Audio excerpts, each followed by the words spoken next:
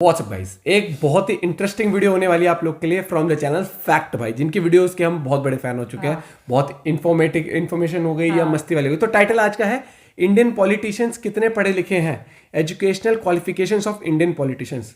तो भाई देखते हैं कि जो देश चलाते हैं मंत्री जितने भी हैं तो कौन कितना पढ़ा लिखा है, और देखते हैं सबसे ज्यादा कौन पढ़ा लिखा निकलता है। तो ओरिजिनल वीडियो का लिंक डिस्क्रिप्शन में है, चैनल पर तो प्लीज सब्सक्राइब, वीडियो को लाइक करना मत भूलना और कमेंट करके बता देना कि क्या आपके विचार इस बारे में और आप किन किन की क्वालिफिकेशन के बारे में आप जानते थे। तो 1 2 3 गो। हेलो दोस्तों, मैं हूं फैक्ट भाई और आप ये जान के शॉक हो जाओगे कि राबड़ी देवी जो 3 बार बिहार की चीफ मिनिस्टर रह चुकी हैं, उनका एजुकेशनल क्वालिफिकेशन सिर्फ और सिर्फ 8वीं पास ही है। हाँ, पर सोचने वाली बात यह है कि मिनिस्टर बनने के लिए जब डिग्री नहीं लगती तो आईएएस या आईपीएस ऑफिसर बनने के लिए यूपीएससी का कठिन एग्जाम और उसके साथ ग्रेजुएशन की डिग्री का होना कंपलसरी क्यों? पर राबड़ी देवी की 8वीं की डिग्री फिर भी सच्ची थी। पीएम मोदी की डिग्री को तो सरेआम फेक बता दिया गया था। तो आखिर हमारे देश को चलाने वाले पीएम मोदी कहाँ तक पढ़े हैं? इससे पहले कि मैं आपको ये बताऊं कि आपको पता है कि इंडिया की कैबिनेट मिनिस्टर स्मृति ईरानी ने तो 2004 में बीए और 2014 में बीकॉम की डिग्री इलेक्शन के डॉक्यूमेंट में सबमिट कर डाली थी। मतलब जाली डिग्री देनी है तो कुछ भी दे दो। तो अब आप ही सोचो, इंडिया के लॉ बनाने वाले इन मिनिस्टर्स को मिनिमम एजुकेशन क्वालिफिकेशन रिक्वायरमेंट क्यों नहीं है? क्या एजुकेशन की राजनीति में कोई इम्पोर्टेंस नहीं है? इन सारे सवालों का जवाब और आज के पॉलिटिशियंस की एजुकेशन क्वालिफिकेशन हम जानेंगे in our today's video title educational qualifications of Indian politicians. अब शुरुआत करते हैं राबड़ी देवी से, जो एक नॉर्मल ट्रेडिशनल हाउसवाइफ से 3 बार बिहार की चीफ मिनिस्टर की पदवी पर बैठने वाली पहली महिला बनी थी। अब हुआ कुछ यूँ था कि 8th स्टैंडर्ड तक पढ़ाई करने के बाद 17 साल की उम्र में राबड़ी देवी की शादी लालू प्रसाद यादव से हुई थी, जो बिहार के पूर्व मुख्यमंत्री और रेल मंत्री रह चुके हैं। पर शादी के बाद राबड़ी देवी को सीएम की कुर्सी नहीं मिली थी। शादी के बाद वो अपने परिवार और घर बार को संभालने वाली एक साधारण हाउसवाइफ थी। लेकिन लालू के फॉर्डर स्कैम करप्शन केस में पकड़े जाने पर पावर हाथ से नहीं निकलने के लिए लालू ने अपनी पत्नी को बिहार के चीफ मिनिस्टर की पोस्ट दे दी। हालांकि इस पर कईयों ने सवाल उठाए, मगर राबड़ी देवी ने बिना सवाल जवाब किए सीएम की पदवी को अपनाया और ऐसे ही शांत स्वभाव से 15 साल तक सीएम की सीट पर अपना डेरा बनाए रखा। लेकिन अगर एक पॉलिटिशियन की बीवी के मिनिस्टर बनने पर आप सोच में पड़ गए हो, तो एक पॉलिटिशियन के ड्राइवर के मिनिस्टर बनने पर आप क्या बोलोगे? और ऐसा कर दिखाया है सीके जाफर शरीफ ने, जो 10वीं की पढ़ाई कंप्लीट करने के बाद कर्नाटका के चीफ मिनिस्टर एस निजलिंगप्पा के ड्राइवर बने थे।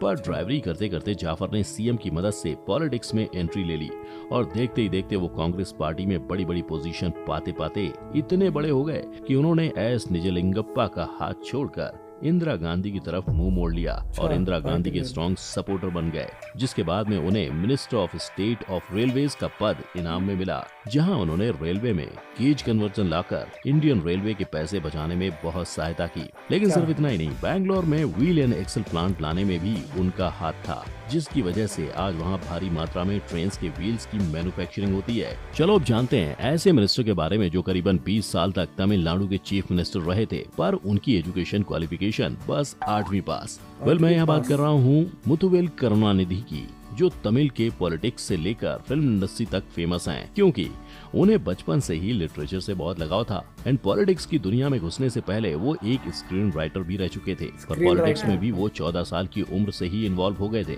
और उन्हें पॉलिटिक्स की तरफ इंस्पायर करने वाली वजह तमिलनाडु की जस्टिस पार्टी की एक स्पीच थी, जिसके बाद पॉलिटिक्स में एक एक कदम बढ़ाकर 33 साल की उम्र में इलेक्शन से जीतकर वो तमिलनाडु असेंबली में घुसे और असेंबली की रैंक में आगे बढ़ते ही चले गए। पर उनके चीफ मिनिस्टर बनने का सितारा सन 1969 में डीएमके पार्टी के जनरल सेक्रेटरी अन्नादुरई की मौत के बाद चमके और वो तमिलनाडु के सीएम बन गए। लेकिन पते की बात यह है कि वो पॉलिटिक्स के साथ साथ अपने पैशन को भी लेकर चले। उन्होंने अपने पॉलिटिकल एक्टिव ईयर्स में इंडिया की फर्स्ट एग्रीकल्चरल यूनिवर्सिटी, औरतों, लो इनकम क्लास फार्मर्स और बैकवर्ड क्लास के इक्वलिटी और राइट्स के लिए बहुत सारे प्रोग्राम्स और लॉज बनाए। साथ ही उन्होंने 100 से भी ज्यादा पोएट्री और स्टोरी की बुक्स लिखी और 62 फिल्में बनाई।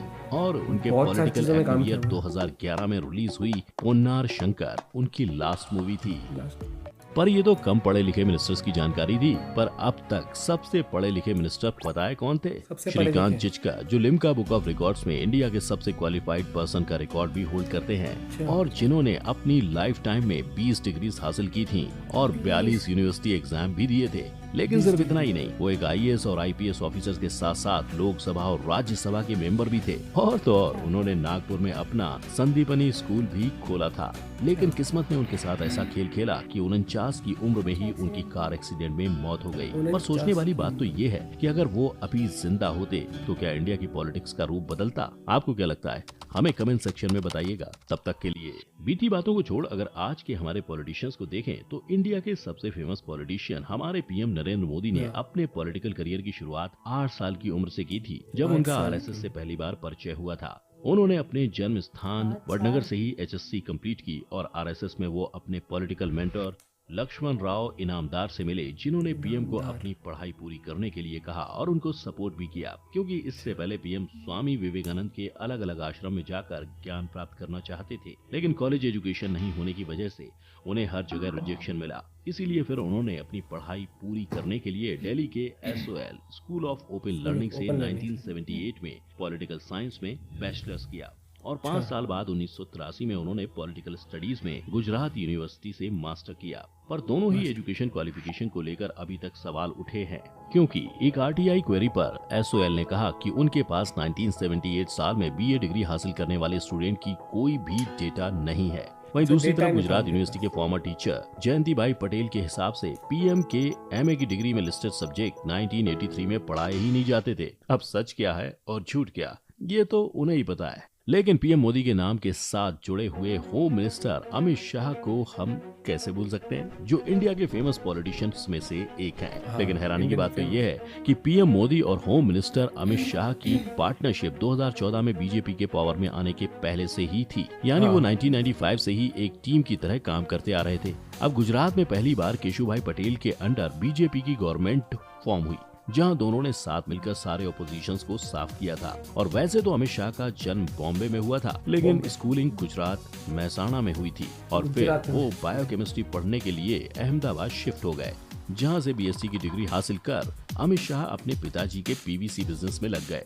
लेकिन उनकी RSS में इन्वॉल्वमेंट बचपन से ही थी और इसी इन्वॉल्वमेंट के चलते उनके पॉलिटिकल करियर की शुरुआत हुई। और 1982 में वो नरेंद्र मोदी से पहली बार अहमदाबाद RSS में मिले थे, जब शाह RSS में एक वॉलंटियर और मोदी प्रचारक थे। और आज करीबन 40 साल बाद भी ये एक दूसरे के साथ कंधे से कंधा मिलाकर देश को आगे बढ़ा रहे हैं। अब बात करते हैं BJP के साथ लंबे समय से चली आ रही राइवलरी वाले कांग्रेस पार्टी के फेमस नेता राहुल गांधी की, जो एक टाइम पे कांग्रेस के प्रेसिडेंट रह चुके हैं। तो जिस वक्त इंदिरा गांधी का असैसिनेशन हुआ था, तब राहुल को होम स्कूलिंग करनी पड़ गई। लेकिन इससे पहले राहुल ने दिल्ली और देहरादून में आधी स्कूलिंग कर ली थी और अपनी अंडर ग्रेजुएट की पढ़ाई वो दिल्ली से ही कर रहे थे, कि उन्हें हार्वर्ड यूनिवर्सिटी में शिफ्ट कर दिया गया। लेकिन वहाँ भी वो अपनी पूरी पढ़ाई खत्म नहीं कर पाए, क्योंकि राजीव गांधी के असैसिनेशन के बाद सिक्योरिटी मेजर्स के चलते उनका नाम राहुल विंसी रखकर उन्हें फ्लोरिडा के रॉलिंस कॉलेज में पढ़ने भेजा गया। उनकी आइडेंटिटी का राज कुछ ऑफिशियल्स को ही मालूम था। इन सब के बाद वो ट्रिनिटी कॉलेज कैम्ब्रिज में MA इन फिलॉसफी पढ़ने गए और अपनी पढ़ाई पूरी करके मार्च 2004 में उन्होंने पॉलिटिक्स की दुनिया में और आज राहुल गांधी इंडिया यूथ कांग्रेस और national student union of India के चेयरपर्सन हैं। इतने सारे अलग अलग क्वालिफिकेशंस वाले नेताओं को देखने के बाद आपके मन में ये सवाल आया ही होगा कि बिना एजुकेशन के पॉलिटिशियन बनना आखिर इंडिया में क्यों पॉसिबल है? तो इसका जवाब इंडियन कॉन्स्टिट्यूशन के रचनाकार डॉक्टर BR अम्बेडकर ने ये कहकर दिया है कि एजुकेशन क्वालिफिकेशन के इम्प्लीमेंटेशन को सपोर्ट करने वाले लोग दो गलतियां करते हैं। पहली गलती है ये सोचना कि एक अनपढ़ इंसान हमेशा एक मूर्ख होता है। दूसरी गलती है ये सोचना कि पढ़े लिखे लोगों की बुद्धि हमेशा अनपढ़ लोगों से ज्यादा ही होती है। अब चाहे आप MLA हो या फिर देश के प्रधानमंत्री, ऐसा कोई रूल नहीं है जहां आपको एक लेवल की पढ़ाई करनी पड़ती है। मतलब PM CM सारे ही पोजीशंस के बेसिक रिक्वायरमेंट को देखें तो पहली रिक्वायरमेंट है इंडियन सिटीजनशिप होना चाहिए, 25 साल से बड़े होने चाहिए, क्रिमिनल रिकॉर्ड नहीं होना चाहिए, साथ ही 2 साल के ऊपर की जेल हिस्ट्री नहीं होनी चाहिए। और यहाँ रूल इतने सिंपल रखने का रीजन यही था कि सबको इक्वल अपॉर्चुनिटी मिले। जैसे 2015 में हरियाणा ने पंचायत के इलेक्शन के लिए जनरल कैटेगरी को 10th पास और 8th पास होने का लॉ रखा था, वहीं दलित के लिए 8th पास और 5th पास का लॉ रखा गया था और सिर्फ वही कैंडिडेट इलेक्शन लड़ सकते थे जिनके घरों में टॉयलेट्स थे। इसके चलते हुआ ये था कि हरियाणा में 68% की दलित औरतें और 41% के दलित आदमियों का इलेक्शन में खड़े होने का राइट ही उनसे छिन गया था।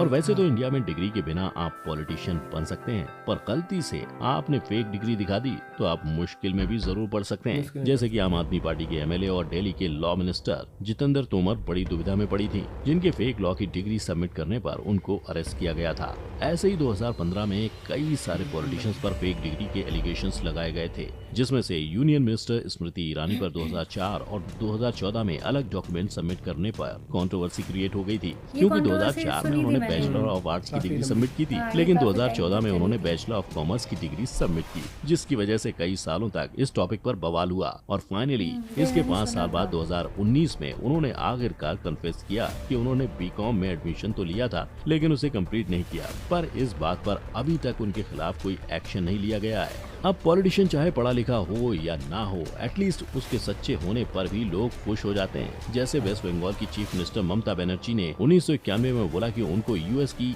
ईस्ट जॉर्जिया यूनिवर्सिटी से पीएचडी की डिग्री मिली थी, लेकिन ऐसी कोई यूनिवर्सिटी ही नहीं मिलने पर उनके झूठ का पर्दाफाश हो गया। तो आपको क्या लगता है कि फेक डिग्री दिखाने या जताने पे ज्यादा स्ट्रिक्ट लॉज आने चाहिए या नहीं? मुझे आप कमेंट सेक्शन में जरूर बताना, और अगर वीडियो पसंद आई हो तो वीडियो को शेयर करके उस पे लाइक जरूर कर देना। जो जिस तरीके से वीडियो बनाई ना, पूरा हर एक चीज दिखाई कि कितने, मतलब हमें आज भी हमें लगता है कि बिल्कुल भी पढ़े लिखे नहीं होते हैं, मतलब जो बनते हैं, लेकिन दिखाया कितने सारे पढ़े लिखे थे, कितनी डिग्रीज भी करी हुई है हर एक ने। और कहीं ना कहीं मुझे लगता है कि जो लॉ कॉन्स्टिट्यूशन में वो बात बहुत सही गई कि लोगों को लगता है सिर्फ पढ़ा लिखा इंसान ही समझदार होता है। ये पॉइंट है कि सिर्फ भाई अगर कोई पढ़ा लिखा नहीं है तो बिल्कुल मतलब एकदम मूर्ख है। नो डाउट पढ़ाई लिखाई बिल्कुल इंपॉर्टेंट है, क्योंकि उससे बहुत कुछ जानने को मिलता है, बहुत कुछ सीखने को मिलता है। आप एक सोसाइटी में कैसे रह सकते हो, लेकिन कई बार ऐसा होता है ड्यू टू सर्कमस्टेंसेस, कुछ ऐसा होता है कि मतलब बहुत सारे बच्चे जैसे नहीं पढ़ पाते हैं। मान ले जैसे गाँव वाले एरिया होते हैं जो इतने बूढ़े बूढ़े लोग वैसे होते हैं, मान लो वो वैसे पढ़े लिखे नहीं थे, लेकिन अगर वो उन्हें उनके फील्ड में मतलब खेती वगैरह करते हैं, ठीक है, सबका पॉइंट ऑफ व्यू है, लेकिन कहीं ना कहीं उस चीज को मेरा कहीं ना कहीं ये पॉइंट ऑफ व्यू कि अब एजुकेशन एक बहुत बड़ा प्रायोरिटी है गवर्नमेंट का भी, हर एक लिए बच्चे का, तो कहीं ना कहीं एक स्टैंडर्ड सेट होना चाहिए, एटलीस्ट इतना तो पढ़ा हो हर एक मंत्री। अब एक स्टैंडर्ड सेट होना चाहिए, एटलीस्ट 12th रखो या ग्रेजुएशन रखो, कुछ ना कुछ तो रखना चाहिए कि इतना एटलीस्ट किया हो, ताकि उसने भी पढ़ा हो, थोड़ा सा नॉलेजेबल भी हो। क्योंकि अगर आप क्या बोलते हैं इतने बड़े पद पे बिठा रहे हो किसी को, तो थोड़ी नॉलेज अब उसको आज के, क्योंकि ये ही होता है कि टाइम के साथ बदलना चाहिए हर एक चीज, टाइम के साथ आपको चेंज होते रहना होता है, और उसी हिसाब से मेरे को लगता है कहीं ना कहीं इसमें अमेंडमेंट आनी चाहिए, थोड़ी सी क्वालिफिकेशन अब आगे जाके, क्योंकि अब जहां फोकस ही ये हो गया है कि एजुकेशन हर एक बच्चे के लिए इंपॉर्टेंट है, तो वहीं पर ही यार फिर जो आगे आता है तो वो भी अब आने वाली पीढ़ी, आगे जो जनरेशन ऑफ मिनिस्टर्स ये सब आएंगे, तो उनके लिए नो डाउट जो अब नया खिलाड़ी बन के आने जाता है, या फिर ये लिख देना कि 1990 के बाद जो पैदा हुआ है या 1995 के बाद जो पैदा हुआ है, अगर वो पॉलिटिक्स में आते हैं तो उनके पास क्वालिफिकेशन चाहिए। क्योंकि अब ये नहीं है ना कि अब जो 1970 का है वो अभी भी पॉलिटिक्स में है और एकदम से कह दो कि अब पॉलिटिक्स, क्योंकि अब तो पढ़ाई एकदम से नहीं हो सकती। ये होना चाहिए कि इस डेट के बाद से जो पैदा हुआ है उनके लिए वो होना चाहिए मेरे को, कहीं ना कहीं। बाकी ठीक करना मैंने बिल्कुल सही दोस्त, बिल्कुल। तो भाई लाइक करना मत भूलना, चैनल को तो प्लीज सब्सक्राइब, और ऐसे वीडियोस आप लोग के लिए और लाते रहेंगे। बाय। ठीक है।